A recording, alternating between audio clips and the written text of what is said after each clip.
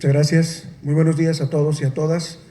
Agradezco infinitamente la invitación a los organizadores de este evento, a las autoridades del INAI. Estamos participando con este grupo de trabajo por segunda vez, con mucho entusiasmo por toda la labor que están realizando en esta nueva etapa de la constitucionalización de los sistemas jurídicos en México, donde la transparencia ocupa un papel sin duda fundamental. Para poder explicar y para poder detallar la intervención que les voy a ofrecer hoy, he preparado 4 puntos con los cuales voy a tratar de poner algunos temas sobre la mesa de la discusión relacionados con la argumentación jurídica y la interpretación constitucional.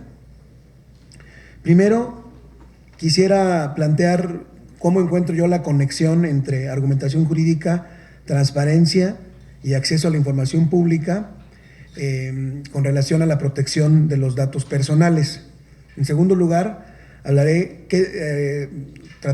de dibujar aquí con ustedes qué tipo de argumentación o qué tipo de enfoque es el que podría facilitar la labor de los órganos garantes. Trataré, en tercer lugar, de hablar de las normas y las metanormas, es decir, lenguaje argumentativo, que son reglas para operar con el derecho. No solamente son las reglas del derecho, sino las reglas que se requieren para operar con él. Y finalmente, el uso de nuevas herramientas, como son pues el principio de proporcionalidad, la ponderación, el argumento finalista y otras cosas. Muy bien. Empiezo con el primer punto. ¿Cómo podemos trazar la conexión entre transparencia y argumentación jurídica? Para poder establecer esta conexión, tenemos que remontarnos a la concepción más general sobre el Estado de Derecho o el Estado constitucional de Derecho. Para ser esquemáticos y decirlo de manera sencilla, recordemos que un autor llamado Elías Díaz hace ya muchos años propuso una teoría muy simple para entender qué se entiende por Estado de Derecho. Él decía que existen 4 pilares del Estado de Derecho. 2 pilares que corresponden a la dimensión de la autoridad y 2 pilares que corresponden a la dimensión de los valores o la dimensión valorativa. Los pilares de la autoridad son la división de poderes y el imperio de la ley. Ahora podemos decir el imperio de la Constitución. Y los pilares de la dimensión valorativa son el principio de legalidad, es decir, el sometimiento de la propia autoridad al principio de supremacía y al principio de imperio de la ley, y el respeto y garantía de los derechos fundamentales. Entonces tenemos los 2 pilares que más o menos responden a ciertos valores necesarios en el Estado de Derecho.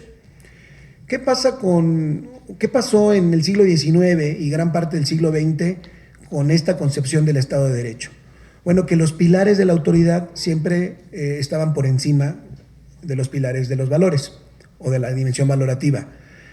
La división de poderes, por ejemplo, nos habla claramente de que lo primero que tiene que preservar un jurista, un operador del derecho, es que no se introduzcan, que no se inmiscuyan indebidamente las funciones de un poder sobre otro. Eso es un valor del siglo XIX, ¿no? Fundamental para los sistemas jurídicos. El juez solamente debe aplicar derecho y el legislador debe crearlo. No puede haber introducciones o invasiones de esferas competenciales. El otro gran valor del siglo XIX es la seguridad jurídica, precisamente derivada del imperio de la ley. Pareciera entonces que cuando estos autores o cuando estos operadores jurídicos se salen de este esquema, están faltándole al respeto, están cometiendo una herejía al tratar, por ejemplo, de crear derecho. Cuando se pregunta a uno si los jueces crean o no derecho, inmediatamente responden estos defensores de los pilares de la autoridad que es imposible, que los jueces son, como decía Rousseau, estrictamente la boca de la ley. Esta imagen que a nosotros nos llenó de romanticismo cuando estudiábamos derecho, pues hoy está en entredicho, hoy está puesta en entredicho. ¿De verdad los jueces solo son la boca de la ley? Esto supondría una ingenuidad muy importante que debemos evitar desde mi punto de vista, porque el juez ha dejado de ser la boca de la ley. No es un aplicador mecanicista ni letrista de lo que dice el legislador. El legislador, que estaba en la cúspide de la pirámide del siglo XIX, pues ha cambiado de posición. Precisamente Hans Kelsen fue el autor en la República de Weimar, cuando trabajó la idea de un tribunal constitucional, de que el propio legislador puede cometer errores, puede fallar, y hay que cuestionar su actividad, su obra. Por eso a Kelsen se le ocurrió la idea de un tribunal constitucional. Cuando nosotros consideramos entonces que el legislador es el primero que puede someterse a escrutinio del juez constitucional, quiere decir que los pilares de la autoridad, o este pilar por lo menos, se debilita y pierde el protagonismo que tuvo durante todo el siglo XIX, como les digo, y parte del siglo XX. La crisis del positivismo jurídico, que es después de la segunda posguerra, pone de manifiesto este tipo de cuestiones, ¿no? El segundo pilar, el imperio de la ley. El imperio de la ley, como se venía entendiendo desde mi punto de vista mal, porque no es lo mismo que lo que el sistema anglosajón llama rule of law, sino el imperio de la ley visto al estilo europeo francés, vamos a decirlo así, del siglo XIX, es respetar irrestrictamente la obra del legislador. El legislador parecía que no se equivoca, que no se equivocaba, y había que obedecerlo a pie juntillas. Las deliberaciones allá quedaban en la democracia, allá quedaban en los foros legislativos. Una vez que esté el producto hecho, el producto final del legislador, el juez, el operador jurídico, tenía que someterse a ese imperio, a esa voluntad legítima, democrática del legislador. Hoy en nuestros días nos preguntamos, ¿esto realmente sigue siendo así? ¿Qué pasa entonces cuando el legislador se equivoca? ¿Qué pasa cuando el legislador emite una ley eminentemente injusta, una ley incorrecta, discriminatoria, que a veces deja fuera a algunos sectores de la población, que a veces es, como se dice en la teoría, infrainclusiva o sobreinclusiva? No se refiere a todos los destinatarios que debería referirse, o se refiere a más destinatarios de los que debería referirse. Estos son problemas que detecta el nuevo paradigma, como se llama hoy, del derecho, el movimiento de la constitucionalización, que parte precisamente por ahí de la segunda posguerra y se asienta bien en los años 70 del siglo XX pasado. Bueno, entonces responden estos autores con los otros dos pilares, los de la dimensión valorativa. Ante respetar el imperio de la ley a pie juntillas y respetar la división de poderes entendida como en el siglo XIX de manera estricta, tenemos el respeto a los derechos fundamentales, a los derechos humanos, la validez, la prevalencia de los derechos fundamentales y el sometimiento de la autoridad del poder público al propio imperio de la ley. Se considera entonces que nadie es impermeable al imperio de la Constitución, a la supremacía constitucional, ni siquiera el propio autor de las leyes, ni siquiera el poder constituyente permanente o el poder reformador de la Constitución. Un órgano como el INAI es uno de los elementos o de las funciones de lo público, de las funciones de los órganos autónomos constitucionales que responden precisamente a esta necesidad de la dimensión valorativa del Estado de Derecho. ¿Cómo podemos garantizar que la autoridad sea la primera que se somete al imperio de la ley, cuando la propia autoridad decidía todo lo público anteriormente? Cuando la propia administración, el poder judicial, el poder legislativo estaban por encima de los ciudadanos y del sistema mismo, de la organización de los poderes, y precisamente no siempre fueron autorreferentes. No había un sometimiento efectivo, real, al imperio de la ley. Este principio de legalidad de la administración, este sometimiento de la legalidad de la administración implica, en primer lugar, que el segundo pilar, el de los derechos, funciona como límite para el ejercicio del poder público. Es decir, el límite para poder ejercer las funciones, las competencias públicas, está precisamente en el respeto a los derechos fundamentales. Los derechos funcionan, como ya sabemos, como límites al ejercicio de la autoridad. Antes no se veían así, no se podían ver así. Es un autor, Ronald Dworkin, que en los años 60 puso de moda esta idea de los derechos como triunfo. Los derechos son triunfo ante las mayorías. Y cuando se refiere a esto, Ronald Dworkin se refería a que ante cualquier tipo de controversia o conflicto en el que no se sepa cómo decidir una cuestión entre lo público y lo privado, entre lo público y lo ciudadano, entre el poder y la ciudadanía, habría que decantarse siempre por los derechos, porque tienen que representar esos triunfos frente a decisiones de esta naturaleza. Entonces, cuando tenemos un conflicto actualmente con el nuevo modelo de regularidad constitucional, tenemos dos tipos de juristas, ¿no? Dos tipos de aproximaciones. Los que siguen apostando por los pilares de la autoridad o los que apuestan por los pilares de la dimensión valorativa. No quiere decir que sean excluyentes. El Estado de Derecho necesita los cuatro. Mucha gente lo malentiende y cree que se acabó el imperio de la ley y se acabó la división de poderes. Esto también es un error. No se trata del reinado de los derechos de manera absolutamente, ¿cómo se dice?, anárquica. No, por supuesto que no. El juego del derecho es un juego reglado, es un juego como el ajedrez, que tiene reglas precisas para que siga siendo ajedrez, para que siga siendo un juego. Hay que respetar esas reglas y, sin embargo, cuando existe un conflicto, entonces el operador jurídico de hoy, del movimiento, es decir, si abraza el constitucionalismo, tendría que decantarse más por el respeto de los derechos que por el respeto de los pilares de la autoridad. Y les pongo un ejemplo reciente. La famosa contradicción tesis 293, que tanto revuelo ha causado en este país, de la Suprema Corte, en la que se discutió el bloque de constitucionalidad o llamado modelo de regularidad, control de regularidad constitucional. El punto que dividió a los ministros fue precisamente el de decir, a ver, si hay restricciones, como dice el artículo primero, expresas en la Constitución, fue la resolución final, hay que atender a estas y no atender a los derechos fundamentales o derechos humanos reconocidos en una fuente internacional. Es decir, el texto nos daba las opciones, ¿no? Era una cuestión interpretativa. O bien, abrazamos fuertemente la idea de bloque de constitucionalidad o nos decantamos por primero obedecer la letra de la ley. ¿Esto a qué nos suena con lo que acabo de dibujar de los pilares del Estado de Derecho? Bueno, que la solución de la Corte fue abrazando los pilares de la autoridad. Fue tratando de respetar la letra estricta de la Constitución, el imperio de la ley. Y por supuesto la división de poderes, porque ellos están diciendo, bueno, eso no lo digo yo, lo dice el legislador, lo dijo el constituyente.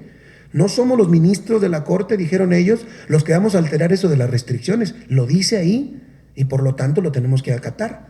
Una visión contraria, una visión opuesta dentro del Estado de Derecho, como lo dije ya, sería, sí, perfectamente, pero cabe una segunda interpretación, una interpretación alternativa en la que se prefiera los derechos humanos, ¿no? El fortalecer, el proteger, el mejorar la idea de los derechos humanos, que también es un pilar del Estado de Derecho, solamente que de la dimensión valorativa.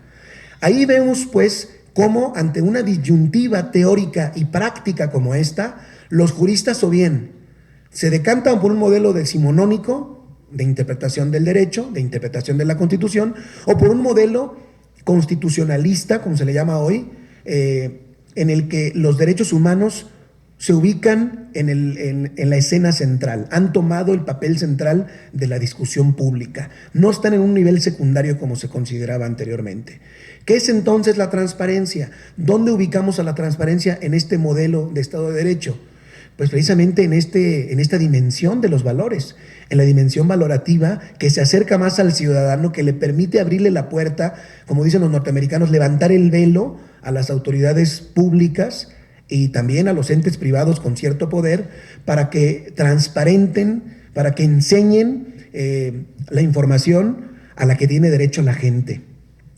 Es decir, un órgano como este se decanta claramente por la dimensión valorativa del Estado de Derecho y eso no tiene nada de activista ni nada de ¿cómo se dice?, de revolucionario o de como se le ha llamado algunas veces por ahí, ¿no? De religioso. En absoluto. Es tiene tanta fuerza como cualquiera de los pilares del Estado de Derecho, si nos hacemos de esta teoría de Elías Díaz. Muy bien. La argumentación jurídica trata entonces de posibilitar la resolución de los conflictos a partir del diálogo racional. a partir de la explicitación y del razonamiento adecuado, profundo, reglado, evaluado, ¿no? ¿Qué hace la argumentación jurídica en nuestros días con la, no me gusta decirlo así, pero con la moda que ha adquirido últimamente? Bueno, trata precisamente de resolver esos equilibrios a partir de la razón y no de modelos preestablecidos. No es ya el jurista del siglo XIX que dice, mira, puede ser justo o puede ser no justo, pero me lo dice la ley, ¿no? Dura lex, sed lex. Esa idea de la pirámide kelseniana, donde nada puede salir de la pirámide, nada es derecho que no esté dentro de la pirámide, ya cambió. El jurista de hoy dice, sí, está la pirámide y vamos a respetar la validez, es muy importante, pero para argumentar bien y resolver un caso necesitamos salirnos de ese esquema piramidal y, por ejemplo, introducir argumentos que Manuel Atienza, otros autores han llamado de justificación externa. ¿Qué significa la justificación externa frente a la justificación interna de una decisión? Bueno, que en la primera, de la justificación externa, no se limita el juez a las fuentes escritas del derecho, sobre todo en los casos trágicos, en los casos difíciles. El juez tiene que incorporar razones, elementos adicionales al sistema, provenientes a veces de la política, provenientes de la sociología, de la economía, de la ciencia, de la moral, y resolver conforme a la razón, sin salirse desde luego de los marcos jurídicos, sin salirse desde luego del imperio de la ley, que no se ha eliminado, del imperio de la Constitución, solamente que hay que entenderlo de manera distinta en el siglo XXI, ¿no? Por otro lado, cuando el jurista argumenta, cuando el jurista adopta una actitud argumentativa del derecho, como dice Manuel Atienza, implica que evalúa absolutamente todas las posibilidades. Implica que el jurista hace lo que llama Neil McCormick argumentos consecuencialistas. No solamente se preocupa por el resultado del argumento, sino por los efectos que el argumento va a generar en el sistema primero y en el mundo después. Un juez está obligado más bien a detectar cuáles van a ser los impactos de su decisión en el sistema jurídico. Esa es su primera obligación. Si va a generar antinomias potenciales, si va a generar algún tipo de laguna, si va a generar un horror vacui, por ejemplo, pero también tiene que medir y detectar si va a haber efectos expansivos en la realidad empírica, en la realidad social. ¿A quién le va a afectar más esta determinación y a quién le va a afectar menos? La decisión que el jurista operativo tome tendrá que ser bien calculada en esos términos. Ahí está entonces la primera cuestión que les traje esta mañana para discutir. La conexión entre la argumentación jurídica y la transparencia entra por los pilares de los valores en el Estado de Derecho. Segundo punto que quiero tratar. ¿Qué tipo de argumentación, qué tipo de concepción conviene para este tipo de tarea? Bueno, tenemos básicamente tres modelos o tres grupos de modelos de argumentación o de teorías de la argumentación, porque no es una sola, son muchas, y básicamente responden a tres visiones también de lo jurídico. La primera es el enfoque formal.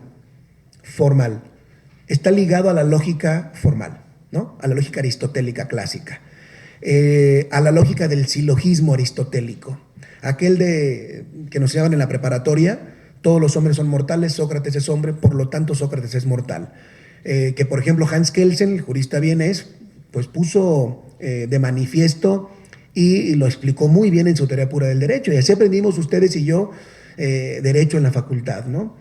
A ver, una ley, cuando se va a aplicar a un caso concreto, es un silogismo perfecto, modus ponens, en el que hay un antecedente, un consecuente, se subsume el caso concreto al antecedente y se aplica simplemente el consecuente como conclusión. Magnífico. Es una muy buena forma de razonar, sí, pero no es la única.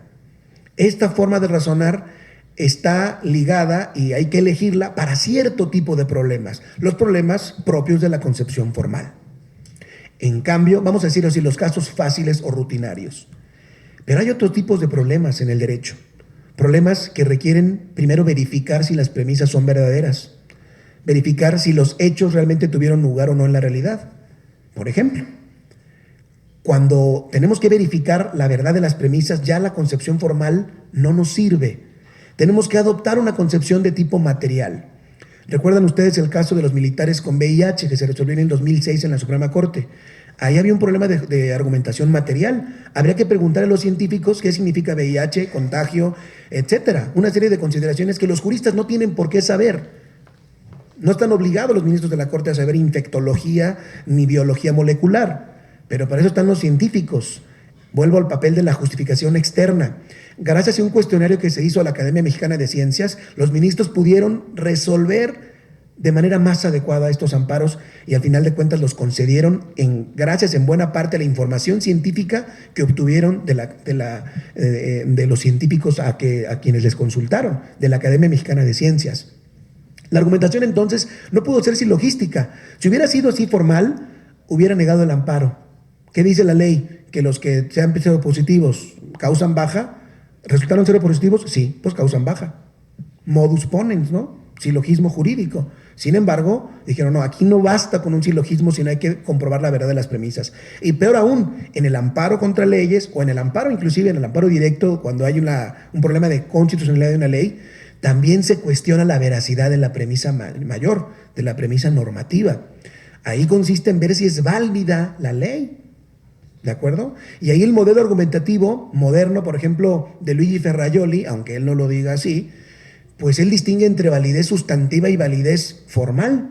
Una norma puede ser formalmente válida porque la expidió el legislador, la promulgó el presidente, cumplió con todas las reglas de producción normativa, pero resulta que viola derechos humanos. De modo que cuando se la somete a consideración del Tribunal Constitucional, la norma puede resultar inválida sustantivamente, aunque sea válida formalmente. Eso que él se no lo hubiera aceptado jamás, ¿verdad? En la dimensión anterior. Hoy podemos hacer un juicio de validez a las normas, inclusive ahora con el control difuso cualquier juez lo puede hacer, y decidir no aplicar la norma, no invitarla al silogismo. Para poder operar así, se tiene uno que salir de la dimensión formal de la argumentación. Hay que ahora quedarnos en una argumentación, una concepción material. Hay otra, todavía más, la dialéctica, o pragmática, como le llama Manuel Atienza, que abarca tanto la vertiente dialéctica como retórica del derecho. ¿Cuándo se da este tipo de problemas o este tipo de argumentación? Cuando los casos son tan complicados que requieren un intercambio dialéctico. Cuando se requiere comparar dos tesis contrapuestas y poder elegir la mejor. Prácticamente cualquier juicio, cualquier amparo es dialéctico, ¿no? Siempre tiene una posición a favor de una parte y a favor de la otra, a favor del quejoso y a favor de la autoridad responsable. Los casos, cuando el juez los tiene que resolver, va a realizar un tipo de argumentación, en muchos casos, que no se agota con lo formal, ni siquiera con lo material, que tiene que pasar por una serie de cesiones y concesiones ante la parte. Los problemas políticos, por ejemplo, es decir, donde se involucra el poder, la resolución siempre tiene que ser, o la argumentación tiene que ser dialéctica, ¿sí? En intercambio de razones.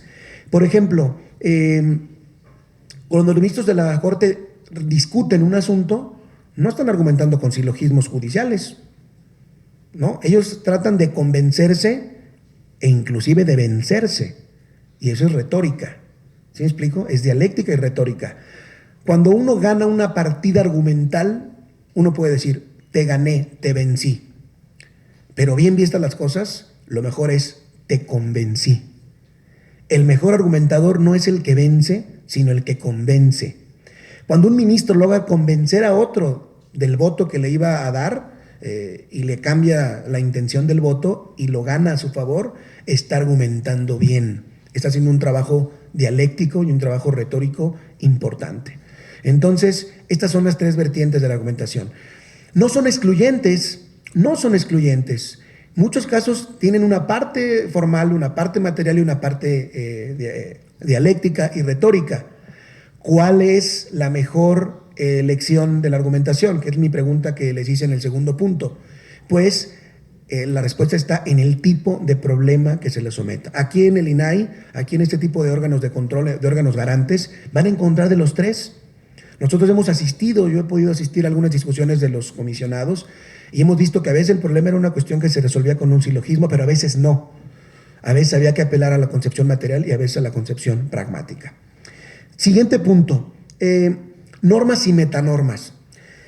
Hay normas que se refieren directamente a la conducta de las personas, a los ciudadanos, pero también hay normas que se refieren a la aplicación de esas normas.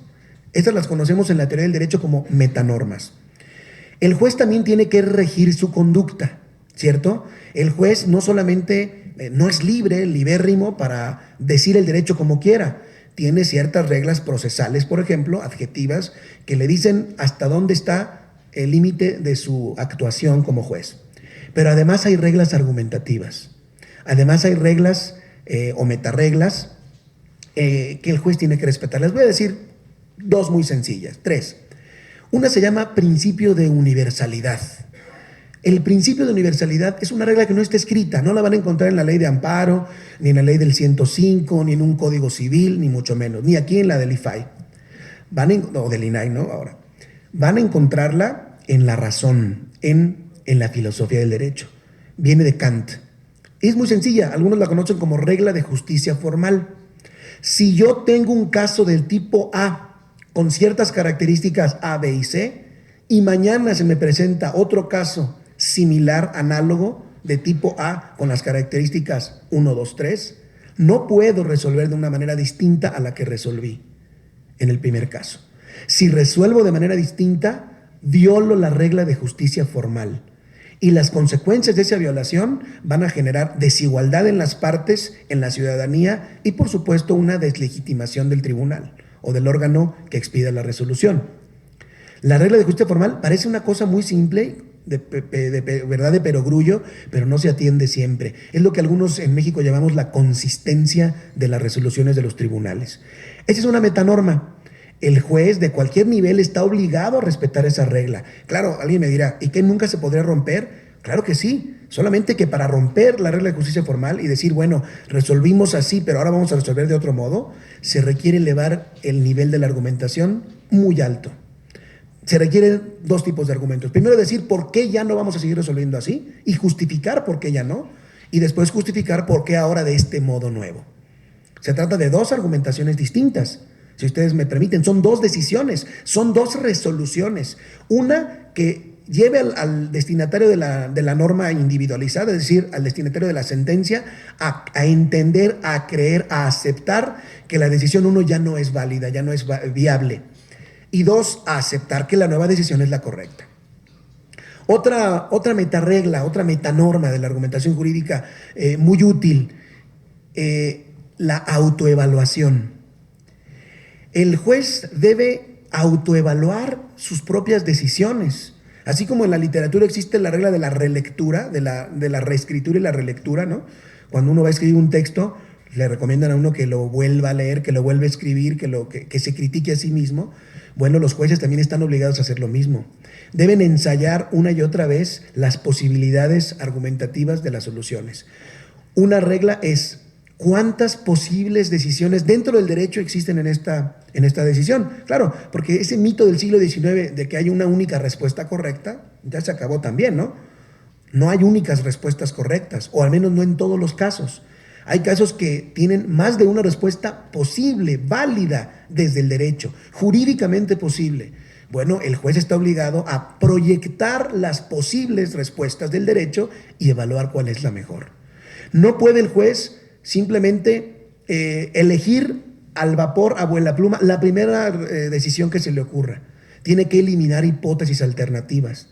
Tiene que ver las consecuencias de cada una de las decisiones y optar por la mejor. Hay una regla en economía que sirve mucho, que yo la trato de enseñar a mis alumnos en la universidad, y es el principio Maximin. ¿Qué significa el principio Maximin? Son unas siglas en inglés que ahorita no voy a detallar, pero es muy sencillo.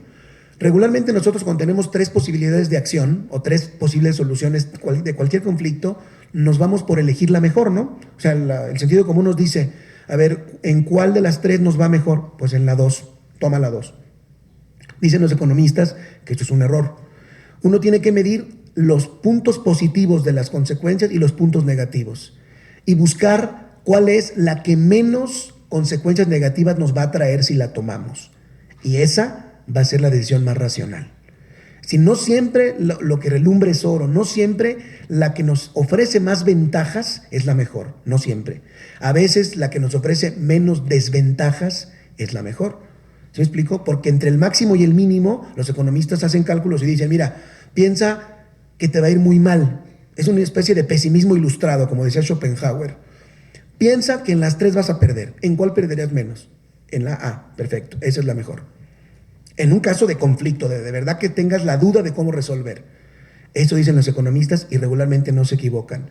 Porque en el peor de los casos, perderías mucho menos que en las otras dos. Y en el mejor de los casos, vas a ganar también. A lo mejor no vas a ganar todo lo que habrías ganado en la mejor, pero al tomar el riesgo, tú vas a estar siempre en un terreno seguro. El otro es arriesgar demasiado y si se pierde mucho más. Esa es una segunda metaregla. Y la tercera metaregla de las que que les quería mencionar es esta regla que algunos autores manejan muy bien y es la de las refutaciones, ¿no? El principio de refutación. No solamente pienses en las mejores soluciones y elijas la mejor, como ya lo dije, sino piensa en tu oponente, aunque seas el juez, ¿eh? Es decir, piensa que te van a revocar. Si eres actor, piensa que tu demandado va a ganarte. ¿Qué te diría el demandado, tu contraparte? ¿Qué te diría el tribunal colegiado si eres un juez de distrito? ¿Qué te diría, si eres la corte, claro, nadie te lo va a decir, pero qué te diría la sociedad civil? ¿Qué te diría la crítica dura, la crítica seria?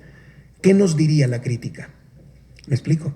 Una buena resolución es aquella que está basada en lo que los científicos o filósofos de la ciencia llaman el falsacionismo. En la filosofía de la ciencia, el falsacionismo consiste en ensayar todas las posibilidades de error de una teoría, todas. Cuando se ensayaron todas ellas y uno salió airoso, esa es una buena teoría. Pero si no ensayamos ningún error y pensamos que nos van a aplaudir todo lo que escribamos y todo lo que hagamos, todo lo que resolvamos, estamos fritos. Porque muchas veces nos van a sorprender nuestra contraparte y nosotros perfectamente pudimos haberlo previsto y resuelto. Por eso modelos argumentativos como el de Stephen Toulmin, un inglés, nos dice que hay que argumentar en 3 niveles. Argumentar primero mediante la razón 1, después mediante una garantía de esa razón y después mediante un respaldo de esa razón. Como un juego de ajedrez. Cuando uno juega ajedrez y uno no sabe jugar ajedrez, uno juega a la primera jugada, ¿no? A la que sigue. A ver, me comieron el peón, pues yo le respondo con esta otra. El que sabe jugar ajedrez juega 3 jugadas adelante. 3 jugadas adelante. Sabe lo que le van a contestar y qué le va uno a contestar y después cómo va a responder y uno qué va a responder. Uno tiene 3 o 4 respuestas preparadas. Así tiene que ser el argumentador. 3 o 4 respuestas preparadas. Y además ponerlas, estar listo en la resolución para decir, sí, eso que me dices tú ya lo había considerado, pero mira, no por esto. Y esto otro que me puedes refutar, también lo consideré y no tiene razón por esto otro. Eso implica que nuestra decisión está fortalecida. No se trata de argumentos verdaderos, eso ya se acabó, eso es la concepción formal, pero se trata de argumentos fuertes. La fuerza de un argumento consiste o radica en la resistencia que tiene ante los embates del contrario. Siguiente punto, último ya, el uso de las nuevas herramientas. Nosotros tenemos ahora, para bien y para mal, déjenme decirlo así, con esto voy cerrando, el uso de herramientas argumentativas y de modelos de pensamiento que hemos importado del extranjero. El más común y conocido seguramente es la ponderación de Robert Alexy, ¿no? El principio de proporcionalidad. Pero también tenemos otras herramientas, por ejemplo, que utilizan mucho en los sistemas de justicia internacional, el sistema interamericano, el sistema europeo, modelos de pensamiento distintos. En la concepción misma de los derechos humanos, del derecho internacional, son importaciones. ¿Qué pasa con esta idea de las importaciones? Bueno, que no es que estén mal per se. Lo que puede estar mal es la forma en que nosotros las utilizamos. Porque no solamente vale la herramienta, sino la capacitación para el uso de la herramienta. No sé si les ha pasado, pero cuando uno compra un aparato sofisticado de electrónica, muchas veces no le sacamos el provecho al 100% por nuestra ignorancia. Y cuando llega un primo o un amigo que sabe mucho de tecnología y te dice, mira, te compraste esta tele, ¿sabes que tiene todo esto? Y empieza a picar a los botones y tú te sorprendes porque, ¿en serio todo eso yo tenía en mi casa? Y no entendía. Claro, porque mira, para eso cómprate una Pilco, ¿no? De blanco y negro del siglo pasado y vas a ver lo mismo que ves en tu supertelevisión con internet inteligente. ¿En qué consiste un cambio, una actitud y otra? En que no estamos capacitados. Entonces, no, a nosotros en México nos faltó capacitarnos, y lo digo así, lo he dicho muchas veces, porque no estamos sabiendo operar con las herramientas. No quiere decir que la herramienta no sirva, como mucha gente ahora está decepcionada de la ponderación de Alexi, etcétera, y dice, no, es que esto es para Alemania, esto no sirve. No, bueno, es para Alemania en el modelo alemán de pensamiento, es para México en el modelo mexicano de pensamiento. Yo siempre opto, y perdón por la expresión, pero por la tropicalización. Vamos a tropicalizar las herramientas con nuestros propios problemas desde nuestra realidad. Es decir, hay tres actitudes. El que se comporta como un nuevo rico y que dice, yo soy como alemán, entonces yo voy a ponderar prácticamente cada procedencia del amparo y cada queja que se me presente voy a hacer una ponderación de principios, una grandilocuencia de argumentación y voy a resolver todo. Es un error, es como un nuevo rico que no sabe en qué gastar el dinero. La segunda manera de atender esas herramientas es la del decepcionado, ¿no? Es decir, de la televisión, mejor no la prendo, mejor no la veo, no lo uso porque no sé utilizarlo. Me cuesta mucho trabajo, pero eso sí presumo de que lo tengo, ¿no? Lo pongo en mi ley, lo pongo en mi jurisprudencia, lo presumo en todos lados, lo digo en todas las conferencias, en todos los discursos, pero no lo uso. Es como si hubiéramos comprado un Ferrari y lo tenemos en el estacionamiento por miedo a que se nos vaya a manchar y a alterar la suspensión por nuestras calles llenas de baches, ¿no? Cuando pudimos primero haber arreglado las calles y después comprar el Ferrari. Y la tercera actitud es, bueno, el Ferrari ya lo compramos, es como la sopa de los niños, ¿no? Ya está en la Constitución, ya no es si te gusta o no te gusta. Ahora es a fuerzas, ahora está en el artículo primero y hay que utilizar el paradigma y el pro persona porque ya no es una cuestión opcional, es obligatoria, está en la Constitución y así la vemos. Bueno, ahora, ¿cómo utilizamos estas herramientas, este modelo nuevo de pensamiento? Hay que utilizarlas sensatamente, hay que trabajar en la capacitación de los operadores jurídicos, hay que dialogar con los expertos, hay que dialogar con los que saben. El agua de limón ya la inventaron, no tenemos que inventarlo nosotros cada vez que utilizamos la herramienta. Hay que traer a la gente que nos enseñe y, por supuesto, hay que retroalimentarlos a ellos, porque miren, un error terrible que pasa en México en la capacitación es que traemos a los grandes autores del extranjero a que nos digan pues lo que ellos ya saben allá, ¿no? O en su modelo, y a nosotros nos sirven de muy poco. Pues qué bonito, señor Alexi, gracias por venir a México. Muy bien, eso que usted ha hecho está fantástico en Alemania. ¿Y aquí? ¿Qué nos va a decir él? Pues yo no sé cómo es aquí. Aquí yo no conozco su legislación, ni sus prácticas, ni su modelo. Muy bien. Entonces, a estos autores grandes hay que decirles, denos usted una conferencia, denos usted un curso, capacítenos, pero les vamos a dar los insumos. Mire, estas son mis necesidades. Usted ahora, con su sapiencia, trabaje nuestras necesidades y ofrézcanos un producto útil para nosotros, con nuestras limitaciones jurídicas, con nuestro diseño legislativo, con nuestra aproximación cultural inclusive, y hay que trabajar con ello, no desechar la herramienta, saberla utilizar de acuerdo a nuestra propia realidad, a nuestro propio contexto. Esta es la única forma, desde mi punto de vista, en la que podemos nosotros superar esta dicotomía, ¿no? Termino con una frase, con una idea de Manuel Atienza nuevamente, que retoma un mito griego, y a mí me parece fundamental. El mito griego, o esta parte de la mitología griega, quiero decir, es un pasaje de la Odisea. Recuerdan ustedes que Odiseo, o Ulises, cuando volvía de la guerra de Troya, pues duró 20 años para llegar a Ítaca, ¿no?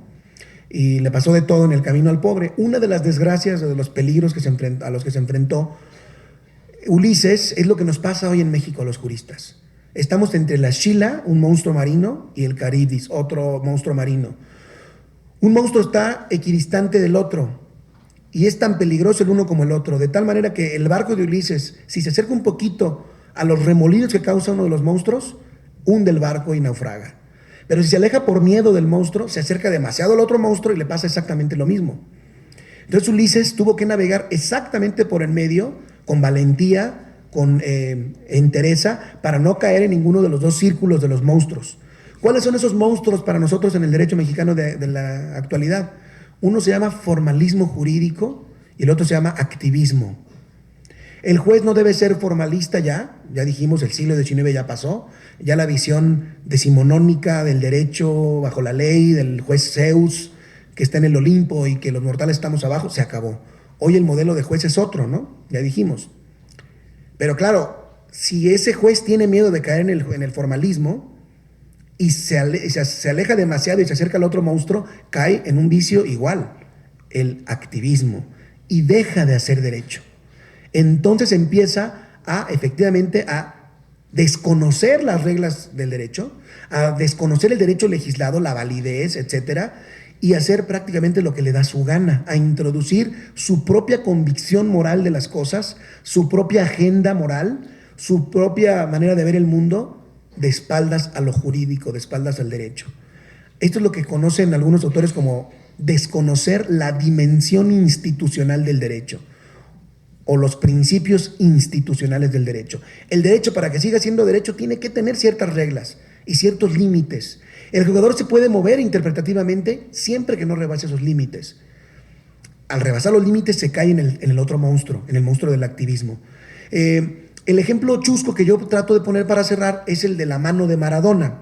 Cuando Maradona metió un gol aquí en el Estadio Azteca con la mano, en el 86, piensen ustedes conmigo, imagínense la hipótesis de que nuestro Maradona hubiera ido al juicio de amparo actual y que en el juicio de amparo le hubiera tocado un juez ingenuo, un juez activista, un juez un poco drogado de derechos, ¿no? O de la dimensión de los derechos. Y dice en los argumentos Maradona, mire, yo creo que me violaron mi dignidad humana porque vamos a suponer que a Maradona lo hubieran expulsado, como debe ser, y anulado el gol. Y que Maradona hubiera dicho, a mí me violaron mis derechos humanos, mis garantías, mi dignidad humana, porque el portero es tan hombre y tan digno como yo, él puede tocar la pelota con la mano y yo no. Eso es una injusticia, eso es una cosa terrible, me viola la dignidad, por favor concédame el amparo. Y este juez ingenuo puede reparar y decir, hombre, ¿cómo no pensamos en eso? De veras, ¿qué tiene Maradona que no tenga el portero y viceversa? Concedido el amparo. A ese señor se puede tocar la pelota cuando quiera, porque la justicia federal, la justicia de la Unión, lo ampara y protege. ¿Qué pasaría en esa hipótesis? ¿Ese día se acababa el fútbol? ¿O ese día se acabaría el derecho? Porque si empezamos a tocar la pelota con la mano, eso se va a llamar handball o los hoyitos o la traes, pero no se va a llamar fútbol. Eso ya no va a ser fútbol. El juez activista que trastoca los principios fundamentales de la procedencia, de la oportunidad, de la legitimación, etcétera, es como un Maradona que mete la mano, que mete un gol con la mano y quiere que lo amparen. No, el derecho tiene sus reglas y tiene que seguir siendo derecho. Vuelvo al ajedrez. Yo tengo un hijo con el que juego ajedrez. Pero mal haría yo si lo dejara mover las piezas como le da su gana. Papá, ¿te puedo mover el caballo en diagonal? Como la reina. Pues no. Porque mañana, ¿quién te enseñó a jugar ajedrez, hijo? ¿Tú no sabes jugar ajedrez? ¿No? Mi papá. Bueno, pues muy mal. Porque el ajedrez se juega así. Dentro de las reglas del ajedrez puede uno tener estrategias. Es otra cosa. Es lo mismo que la argumentación y la buena interpretación. El juez, el intérprete, puede tener estrategias como un jugador de ajedrez. Nunca mover las piezas fuera de las reglas del ajedrez, si queremos seguir jugando al ajedrez, si queremos seguir jugando al derecho. Muchas gracias.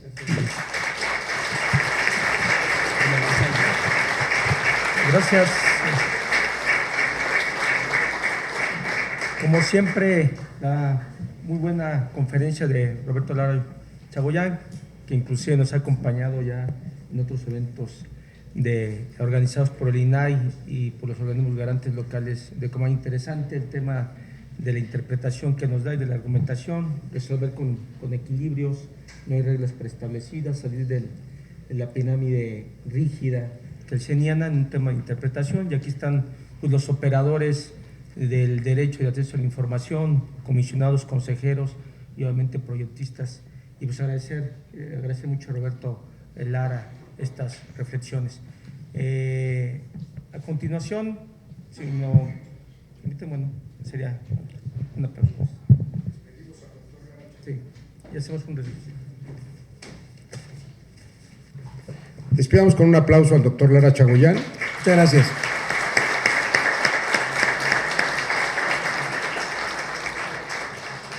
Y ahora sí, pasaríamos a esta exposición de motivos y mecánica de trabajo del coloquio con la licenciada Gema Ramírez Ricardes. Gracias. Mi intervención es muy breve para ya poder irnos a un receso. Buenas tardes a todos. Agradezco a la doctora Jimena Puente de la Mora, comisionada presidenta del Instituto Nacional de Transparencia, Acceso a la Información y Protección de Datos Personales, y al comisionado licenciado Eugenio Monterrey Chepoy en su carácter de coordinador de la Comisión de Estados y Municipios del INAI, así como los demás comisionadas y comisionados del INAI, por la difusión y el apoyo para realizar este coloquio regional, casos relevantes en materia de transparencia, acceso a la información pública y protección de datos personales. A las comisionadas y comisionados de los diversos órganos garantes que hoy acompañan en este coloquio, y así como los integrantes de la Comisión Jurídica, por su disposición y compromiso para participar y exponer sus casos relevantes. Después de 10 años de ejercer y garantizar el derecho de acceso a la información y la protección de datos personales, es prioridad llevar a cabo foros, coloquios y talleres de capacitación sobre los casos relevantes o coincidentes de las resoluciones que se aprueban en el país, y así tener un conocimiento general de lo que sucede en los órganos garantes. Como consecuencia, contar con criterios que sirvan de apoyo a las entidades federativas. Así como complemento de este ejercicio, realizar una base de datos de las resoluciones que sirva de consulta a las entidades federativas. Los criterios que se tomaron en cuenta en este coloquio para la selección de los casos relevantes son: trascendencia política de la resolución, utilización de normas o instrumentos jurídicos de orden internacional o de novedosa aplicación nacional, excepcionalidad del caso a exponer y casos que no están previstos en la legislación de la entidad federativa o en la normatividad federal. Los órganos garantes solemos tener casos relevantes por resolver y en muchas ocasiones son asuntos muy similares. Sin embargo, poco o nada sabemos de cómo se están resolviendo estos recursos de revisión en nuestros pares en otros estados. Por eso, los objetivos de este coloquio son que entre los órganos garantes conozcamos cómo se están resolviendo los recursos, para contar con mejores elementos e información a la hora de resolver, así como reforzar la argumentación jurídica. Que las personas y las organizaciones de la sociedad civil conozcan el trabajo de los órganos garantes, tengan conocimiento sobre lo que estamos resolviendo de los recursos en un acto de transparencia y rendición de cuentas. Participan en este coloquio comisionadas, comisionados, secretarios ejecutivos, secretarios de acuerdos, proyectistas. La dinámica de trabajo. Para la exposición de cada caso se dispondrá de hasta 8 minutos y correrá a cargo del consejero comisionado que haya enviado la propuesta. La exposición de cada caso incluirá el curso de acción del medio de impugnación, la actuación del sujeto obligado, la resolución del órgano garante, los argumentos, sean estos jurídicos, lógicos o sociales, que expliquen y sustenten el sentido de la misma, así como las diversas soluciones que podían haberse propuesto y las razones por las que no ocurrieron esos escenarios. Posterior a la exposición de los comisionados, los expertos invitados comentarán cada caso que se haya analizado, expondrán en 5 minutos su análisis y opinión respecto de la resolución de cada caso, los argumentos que llevaron a esta, así como la trascendencia del tema abordado.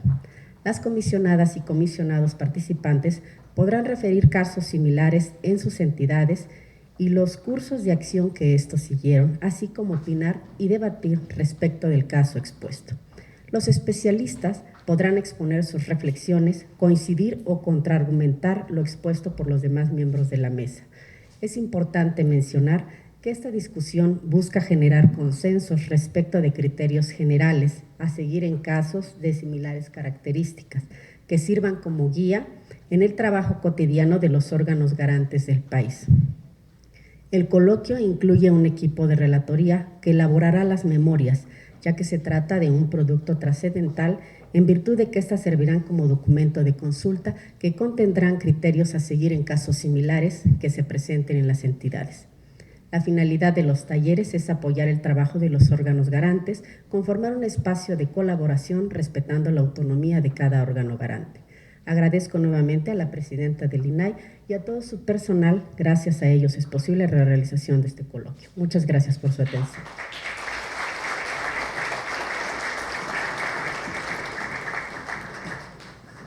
Si no pasa otra cosa, vamos a un receso de 10 minutos y regresamos con el primer panel, comisionadas y consejeros, con el tema casos relevantes resueltos por los órganos garantes.